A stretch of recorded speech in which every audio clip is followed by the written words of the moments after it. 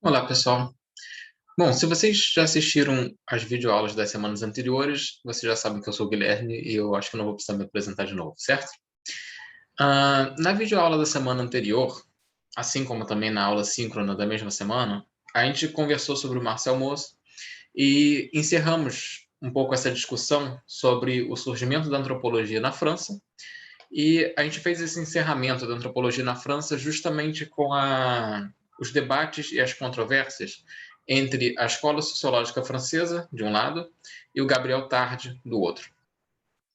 Hoje a gente vai atravessar, digamos assim, o Canal da Mancha e passar da França para o Reino Unido. E o personagem principal dessa aula introdutória sobre perspectiva social britânica é o Bronislaw Malinowski, do qual vocês certamente já ouviram falar.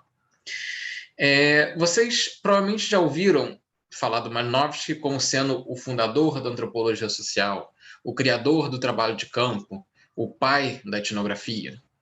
Bom, falar sobre o Malinowski significa também falar um pouco sobre o caráter mitológico de algum desses títulos atribuídos a ele. E, lógico, também significa reconhecer que muito do que se diz sobre ele é, sim, verdade. Então, ele foi o fundador da antropologia social. É, ele é reconhecido como sendo o pai da etnografia. Mas como a gente já viu em aulas anteriores, principalmente pensando no caso dos Estados Unidos, por exemplo, o Franz Boas, antes do Malinowski, já fazia trabalho de campo. Então, por que o Malinowski é reconhecido como uma figura tão central, por exemplo, na história da etnografia? Eu vou responder algumas dessas questões e levantar algumas dessas questões nessa aula, nessa videoaula de hoje, e a gente vai desenvolver outras delas na aula síncrona da próxima semana.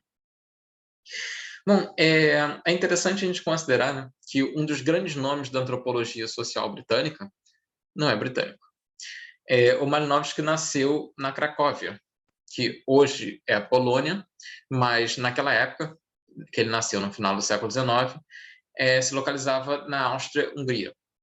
E é interessante que um dos grandes nomes da antropologia social britânica não seja britânico, mas pensando nesses termos, o grande fundador da antropologia cultural norte-americana, o Franz Boas, também não era norte-americano, mas sim alemão. E é interessante a gente também pensar no caso do Claude Lévi-Strauss, por exemplo, na França, que tudo bem, ele era francês de nacionalidade, mas ele nasceu na Bélgica. No caso do Malinowski, especificamente, pensando aqui na Cracóvia, Áustria-Hungria daquela época, o pai do Malinowski era acadêmico.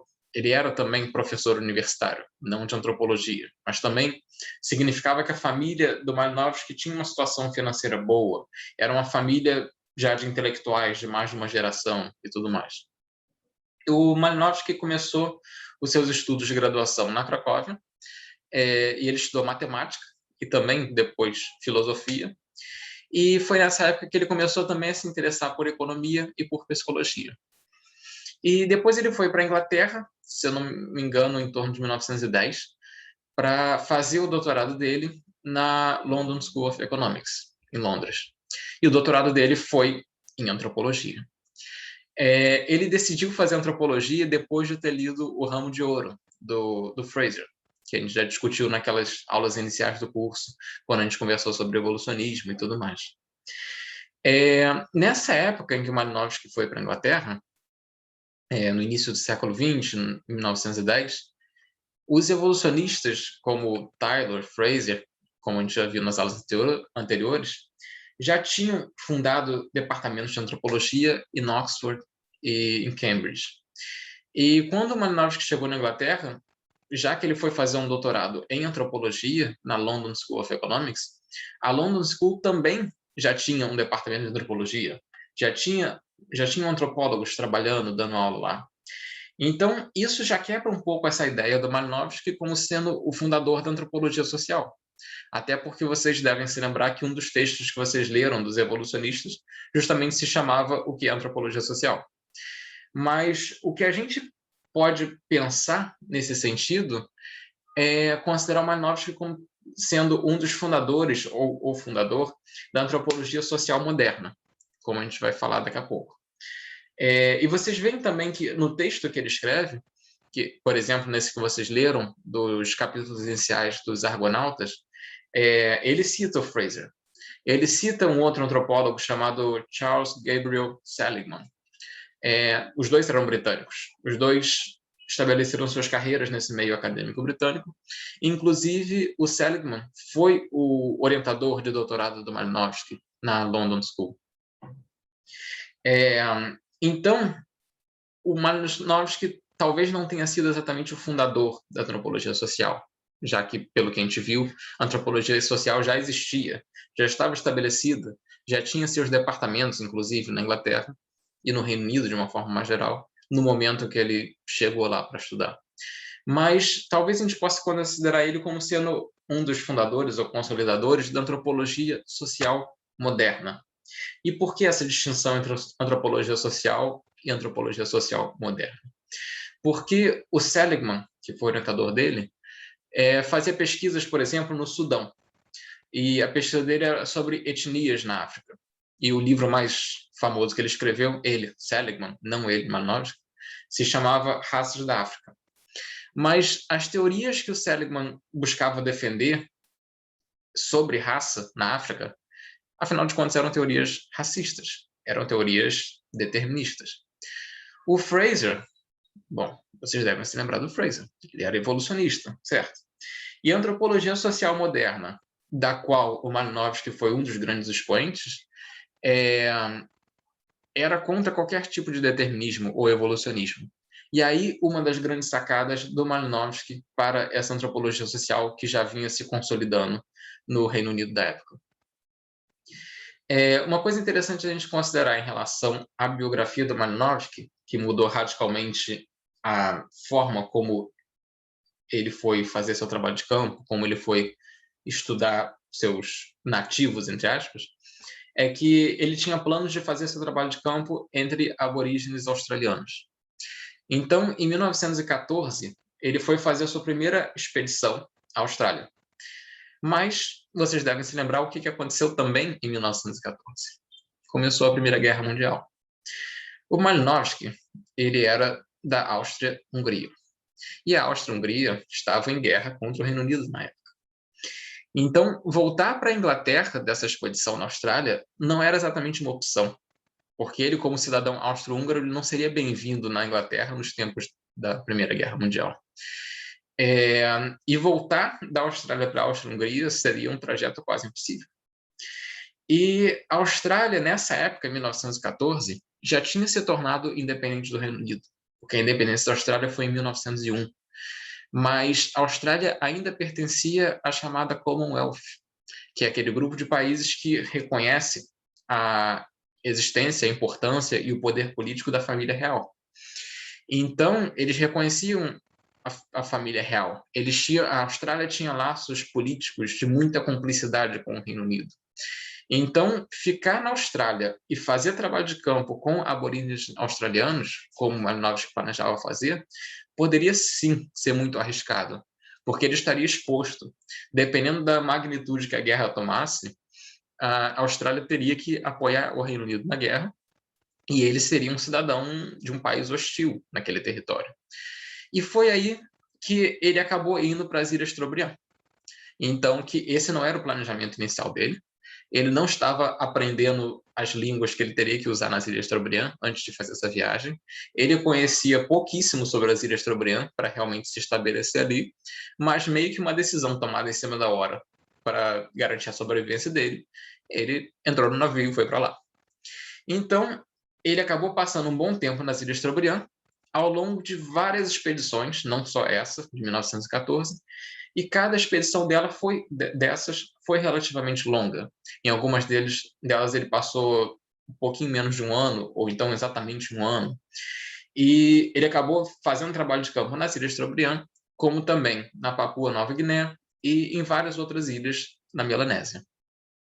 E quando vocês forem lendo o Argonautas, vocês vão se dar conta da presença dele em cada uma dessas ilhas, em cada um desses lugares. Vocês vão ver como ele descreve cada população que habitava cada ilha dessas. E o motivo da etnografia dele ter sido tão, entre aspas, multissituada, é justamente porque ele estava pesquisando principalmente o Kula, pesquisando trocas comerciais, intercâmbios de todos os tipos entre essas populações, essas sociedades do Pacífico. Então, ele também circulava de barco de uma ilha para outra. Ele também queria conhecer um pouco de cada uma dessas populações humanas para poder dizer alguma coisa sobre as trocas comerciais e trocas de presentes que essas populações realizavam ritualmente umas com as outras. Existem 3 termos-chave que eu queria que vocês prestassem atenção no que eu vou explicar agora e também no que eu vou explicar na aula síncrona. Se vocês ainda não fizeram a leitura recomendada para essa semana dos Argonautas, então eu peço que vocês também foquem nesses 3 termos à medida que vocês forem lendo o texto. O primeiro deles, etnografia. O segundo deles, a ideia de ponto de vista, a forma como Malinowski vai buscar aprender o ponto de vista nativo a partir da pesquisa etnográfica dele. E o terceiro termo, que é a ideia de função. E também a sua teoria antropológica decorrente dela, que é o funcionalismo. Bom, começando pela etnografia, a etnografia é um método que o Malinowski está sugerindo, ou apoiando, ou fortalecendo, que o antropólogo use para entender determinada cultura. E aí que ele fala aquilo que eu acabei de mencionar, que um dos objetivos principais da etnografia é aprender o ponto de vista nativo. E a percepção deles sobre a etnografia, a importância da etnografia para o fazer antropológico, é baseada na ideia de que uma sociedade ou cultura só pode ser entendida em conjunto. Então, por exemplo, trazendo um pouco isso para a nossa situação e saindo um pouquinho do Malinowski agora, você não pode entender a política brasileira contemporânea sem entender religião. Se você considerar, por exemplo, o peso do catolicismo historicamente na nossa política e atualmente o peso do pentecostalismo nas decisões político-partidárias, certo? Você não vai entender língua no Brasil e variação linguística, por exemplo, se você não entender política, se você não pensar sobre como o português chegou no Brasil por conta da colonização, como existe toda uma série de variedades linguísticas, por exemplo, no português falado no Nordeste, no português falado no Rio de Janeiro, em São Paulo, no Rio Grande do Sul, no português falado por jovens e pessoas de mais idade, no português falado por pessoas de baixa renda ou pessoas das elites, você não vai entender todas essas variações linguísticas se você não pensar na colonização, se você não pensar em política, se você não pensar em desigualdades. Você não vai entender a arquitetura no Brasil se você não pensar na imigração, em como você tem uma arquitetura chamada, um estilo arquitetônico chamado colonial, em Salvador, por exemplo, como na cidade do Rio de Janeiro, nas calçadas mais famosas em frente às praias, você tem um revestimento chamado pedras portuguesas, e você não vai entender como existem cidades alemãs e italianas no Rio Grande do Sul. E da mesma forma, você não vai entender relações de trabalho no Brasil se você não pensar, por exemplo, no racismo estrutural. Então, basicamente, o que eu quero dizer com esses exemplos todos é que você precisa ter uma ideia de todas essas partes para entender o todo, que no caso, por exemplo, é o Brasil. Você precisa ter uma ideia do todo, de como o Brasil existe, por exemplo, de como se dão as relações entre diversos grupos sociais, entre diversas camadas sociais, ou entre gêneros, entre pessoas de idades diferentes, entre várias partes do país. Você precisa ter uma ideia desse todo para entender as partes que compõem a nossa sociedade ou a nossa cultura. Então, quando você vai fazer uma etnografia, você tem uma visão do todo daquela sociedade, daquela cultura, porque você está vivendo a vida nativa da forma mais próxima que você pode chegar de ser um nativo. Só que você nunca vai se tornar exatamente um nativo. Mas a ideia da etnografia, da observação participante, é que você se aproxime ao máximo do que significa ser um nativo de uma determinada sociedade ou cultura. Então, pensando no meu exemplo pessoal, enquanto etnógrafo, como eu conversei mais ou menos com vocês sobre a minha pesquisa nas nossas primeiras aulas. Quando eu passei um ano fazendo trabalho de campo na França, no caso 13 meses, eu, logicamente, não me tornei francês. Eu não passei a ter um passaporte francês, eu não me tornei um falante nativo de francês, eu não refiz toda a minha biografia como nascido e criado no Brasil, para assumir uma identidade francesa, nem nada do tipo, obviamente. Então, eu não me tornei um nativo de uma forma completa. Mas durante esse 1 ano que eu passei na França, eu passei 1 ano fazendo o que os parisienses fazem nas suas rotinas francesas. Por exemplo, reclamando todo dia que durante algum momento do dia o metrô vai fechar, porque alguém esqueceu uma mochila no banco de uma estação de metrô específica e a polícia decidiu fechar a linha toda do metrô porque aquela mochila foi considerada um objeto suspeito. Porque na França, qualquer coisa que acontece, eles já ficam com medo de terrorismo. Eu passei 1 ano ocupando, junto com ativistas políticos, a Place de la République, a Praça da República, no centro de Paris, quase todo final de semana para protestar contra o aquecimento global, contra o neoliberalismo, contra o governo francês, o que fosse, porque é isso que os ativistas políticos em Paris fazem. Eu passei 1 ano comendo crepe, sentado no meio-fio na frente de um restaurante barato do Quartier Latin, em Paris, com os meus nativos, enquanto eles discutiam sobre ativismo político ou planejavam a próxima ocupação de praça que eles iam fazer, alguma coisa do tipo. Então, a ideia da etnografia é que, se você não pode se tornar um nativo completamente, pelo menos você tem que viver aquela vida nativa de uma forma tão intensa e tão regular durante um determinado período de tempo que seja minimamente longo, a ponto de você conseguir, nas palavras de Malinowski, aprender o ponto de vista do nativo. Então, a ideia da etnografia, como eu falei anteriormente, é você conseguir reproduzir na sua própria vida alguns elementos, alguns costumes, tradições e tudo mais da vida nativa e ter uma noção dessa totalidade dessa vida. Então, mesmo se o foco da sua pesquisa é em religião, ou em movimentos sociais, ou em relações de gênero, por exemplo, você tem que fazer parte daquela sociedade para você ver, na prática, como esses vários aspectos das vidas dos seus nativos estão interligados. Como você não pode pensar gênero no Brasil, por exemplo, sem entender religião, e vice-versa.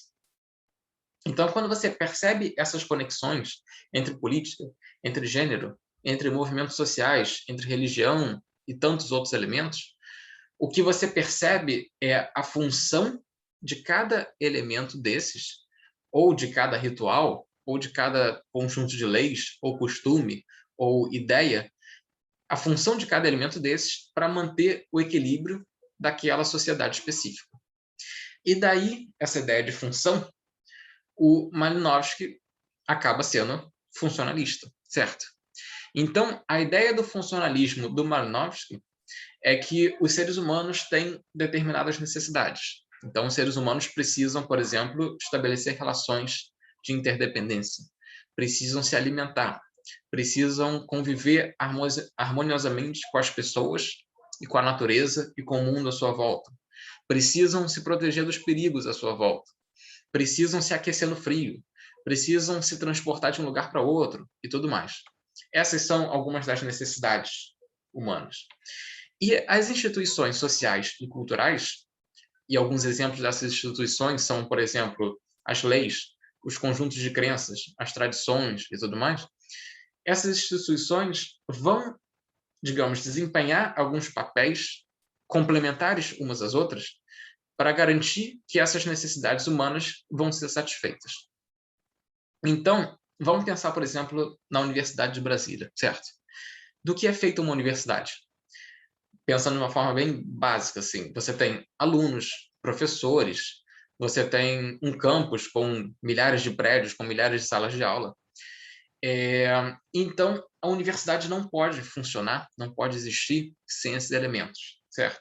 E cada elemento desses vai ter uma função que vai garantir o funcionamento harmonioso e perfeito dessa universidade. Então, além dos professores, alunos e do campus, uma universidade também precisa ter técnicos administrativos, certo? Senão você não consegue se inscrever nas disciplinas no início do semestre, senão no final do curso não vai ter ninguém para emitir o seu diploma e fazer toda a tramitação burocrática para você se declarar formado. Você também tem um processo seletivo, pelo vestibular ou pelo Enem, por exemplo, e esse processo seletivo é uma instituição que tem a função de delimitar as fronteiras da universidade, de delimitar quem pertence e quem não pertence, quem é e quem não é daquela universidade, certo? Se a gente pensar de uma forma um pouco mais detalhada no campus da universidade, você tem sala de aulas, obviamente, mas você também precisa de bibliotecas e, por exemplo, da Xerox para fazer o campus funcionar e para dar sentido à universidade, certo? E a Xerox tem a função de prover materiais didáticos para os alunos. A mesma coisa em relação à biblioteca. Pensando ainda nessa organização daquela sociedade chamada UNB. Os professores estão organizados por institutos e por departamentos, certo? Os estudantes estão organizados por cursos e por centros acadêmicos. E todos esses elementos da organização política da UNB têm uma função específica, cada um deles vai ter uma função específica, para garantir o funcionamento da universidade. E ainda pensando na função de cada elemento que compõe uma universidade, você tem também aqueles elementos que a gente praticamente não percebe, que são elementos básicos e são tão básicos que a gente considera eles como óbvios. Por exemplo, os banheiros no campus.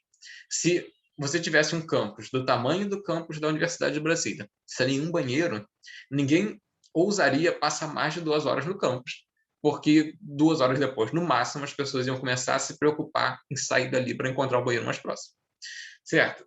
Para você ter uma universidade que funcione, você tem que ter uma universidade que não vá funcionar sempre. Então, você também tem as noites, os finais de semana, os feriados, que são momentos em que o campus não funciona e que são ocasiões do dia, da semana, do ano, que tem a função de permitir que as pessoas descansem para elas conseguirem voltar ao trabalho e voltar ao estudo normalmente no dia seguinte ou na semana seguinte.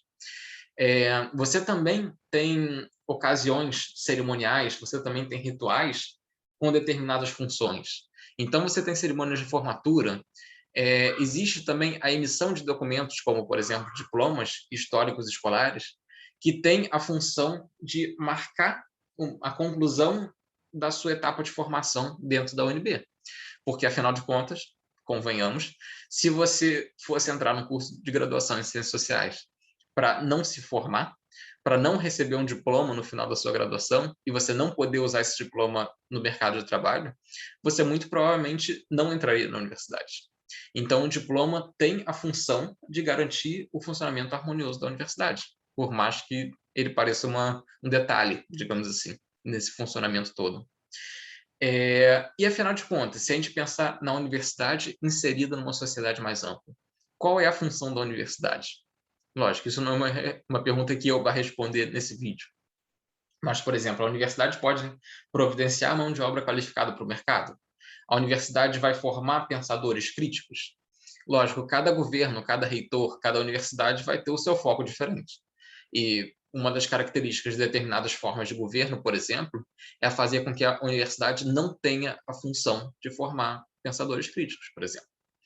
Então, todos esses elementos que compõem, por exemplo, uma universidade, têm suas funções específicas. E essa sociedade, essa microsociedade aqui chamada UNB, só funciona quando todas essas funções são desempenhadas de uma maneira harmoniosa.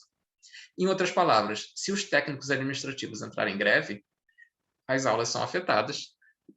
Depois de pouco tempo de greve deles, o campus vai ter que parar. A universidade vai ter que parar. Então, todos esses elementos desempenham funções e nós precisamos de todos eles para aquela sociedade funcionar de uma maneira harmoniosa. Talvez alguns de vocês já tenham percebido, até agora, que o Malinowski foi influenciado pelo Durkheim, quando ele fala sobre função, quando ele adota essa perspectiva funcionalista. Vocês lembram das aulas anteriores que o Durkheim também tinha uma perspectiva funcionalista que não era tão diferente dessa, assim. Mas o Durkheim tinha algumas características específicas no funcionalismo dele, que ele trazia toda aquela questão da sociedade sendo apresentada como um organismo social. Lembram desse exemplo que eu trouxe em uma aula anterior, que ele fala que a sociedade é um corpo com órgãos, e cada órgão vai ter uma função para esse organismo social continuar vivo? O Malinowski também é funcionalista, inspirado pelo Durkheim, mas ele não tem essa perspectiva organicista da coisa, da sociedade como sendo um organismo vivo. Então, a esse ponto, eu acho que a gente já entendeu mais ou menos a ideia de função, já falamos rapidamente sobre a questão da etnografia. Agora, voltando um pouco à etnografia e ao ponto de vista, para você entender uma sociedade, uma cultura ou um ponto de vista nativo, você, na perspectiva do Malinowski, que também tem seus críticos, obviamente, você tem que focar no presente, no momento presente de uma determinada sociedade. O passado pode até complementar esse presente, mas é muito mais importante, na visão malinowskiana, você entender como as coisas são do jeito que elas são, do que como as coisas se tornaram do jeito que elas são. Então, a etnografia dá para a gente a fotografia de uma sociedade. E a descrição etnográfica é como se fosse a descrição dos detalhes dessa fotografia. Então, pensa, por exemplo, numa foto de família, certo? Não importa tanto, nessa visão funcionalista do Malinowski que a gente está discutindo aqui, não importa tanto como aquelas pessoas que aparecem naquela foto de família chegaram até ali. Então, tanto faz, por exemplo, se o filho mais velho chegou atrasado e os pais ficaram decepcionados com ele por causa desse atraso. Ou então se o filho mais novo estava chorando alguns minutos antes daquela foto ser tirada e a foto acabou atrasando um pouco porque os pais tiveram que buscar alguma maneira daquela criança parar de chorar. O que importa é que uma análise etnográfica detalhada daquela fotografia vai mostrar, por exemplo, que os pais vão ficar no plano de fundo da foto e os filhos vão ficar na frente. E isso meio que significa que os pais estão de olho nos filhos. Tem que ficar o tempo todo tomando conta deles, inclusive no momento que a foto é tirada. Os pais muito provavelmente vão estar vestidos de uma maneira um pouco mais formal, com roupas bem diferentes das roupas sendo usadas pelos filhos durante a foto. Isso diz alguma coisa sobre hierarquia nas relações de parentesco. Isso diz alguma coisa sobre a moda vigente naquela sociedade específica em que aquela foto foi tirada. Se você pensar em fotos antigas de família, muito provavelmente você vai se deparar com uma foto na qual o pai aparece sentado numa cadeira, geralmente uma cadeira bem confortável até, e a família aparece organizada em pé, em volta da figura paterna. E geralmente, nessas fotos mais clássicas, é a mãe que vai aparecer segurando o bebê no colo. E toda essa posição do pai, esse papel da mãe, essa função da mãe naquela família, vai aparecer nessa foto, e essa foto, por mais simples que seja, vai revelar alguma coisa sobre relações de gênero, sobre hierarquias nas relações de parentesco e tudo mais.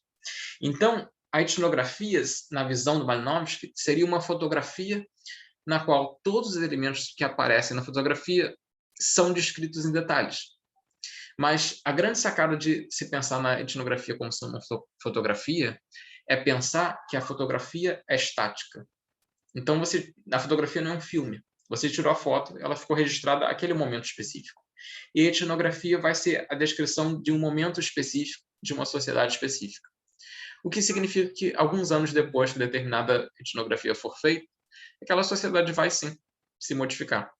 Significa que no passado, aquela sociedade não era exatamente do jeito que ela é no momento que aquela fotografia foi tirada, que aquela etnografia foi feita. Mas o que importa é você dar conta de uma determinada totalidade no momento presente, em outras palavras, no presente etnográfico, no presente que a etnografia vai forjar por meio da sua coleta de dados etnográficos naquele momento específico. E a gente vai voltar a discutir todas as implicações teóricas e analíticas dessas ideias de etnografia, de função e de ponto de vista nativo, e trazendo um outro elemento dessa discussão, que é a questão da observação participante. A gente vai discutir isso tudo de volta na aula síncrona, certo? Só para encaminhar já para o nosso encerramento aqui, algumas coisas que eu queria chamar a atenção de vocês durante a leitura desses capítulos do Argonautas é que eu queria que vocês percebessem essa introdução intensamente metodológica do livro do Malinowski.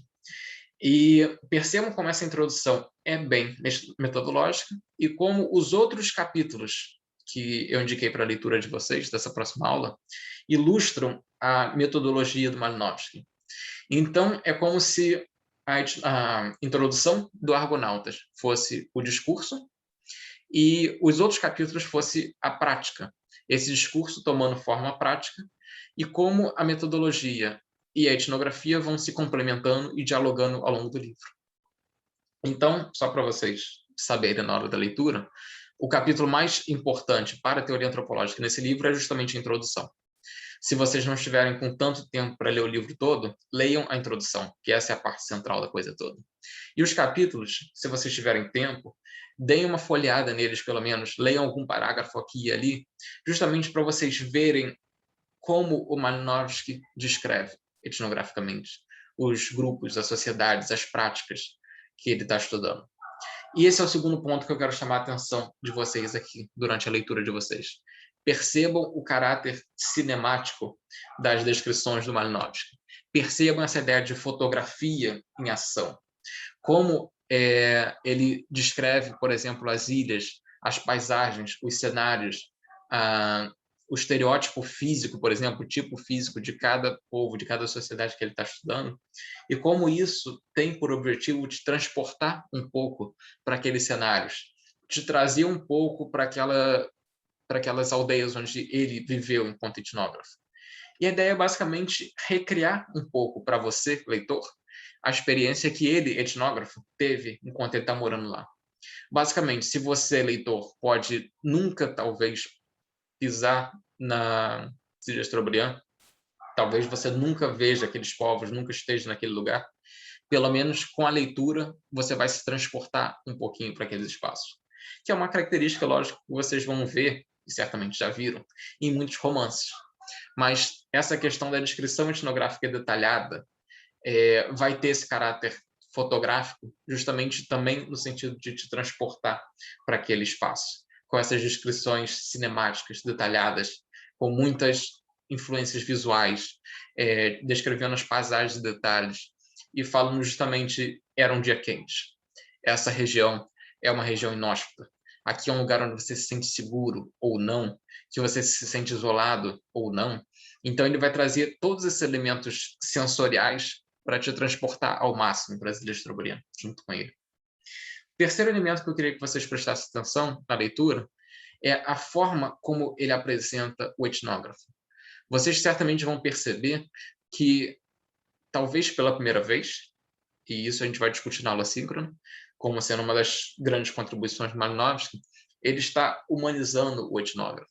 O etnógrafo também vai se sentir sozinho, também vai sentir frio, também vai ficar impaciente, revoltado, também tem sentimentos.